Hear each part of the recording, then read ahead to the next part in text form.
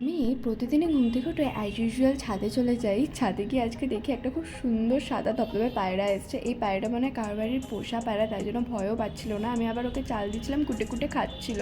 তারপরে নিচে চলে গেছিলাম চা বানাতে, চা বানিয়ে নিয়েছিলাম। আমাদের বাড়িতে যেহেতু সকালবেলা অনেকবার চা খাওয়া হয়, তাই জন্য আমি সবার জন্য একবারে করে থার্মাসে রেখে দিই, আর যখন ইচ্ছা হবে খেয়ে নেবে। আর আমি আজকে বানিয়েছিলাম হচ্ছে সর্ষে ভাপা রুই মাছ দিয়ে। আমি এখানে আগের দিয়ে মাখামাখি করে নিয়েছিলাম, তারপরে কড়াইতে সর্ষের তেল দিয়ে দিয়েছিলাম অনেকটা মতন। আর আমি সর্ষের তেলটা এই হাঁড়ির কৌটোতে রাখি। আমার এটাতে সুবিধা হয়, বোতলে রাখলে কী বলো তো, চুইয়ে চুইয়ে পরে পরিষ্কার করো, হ্যান করো ত্যান করো, ঝামেলার ব্যাপার।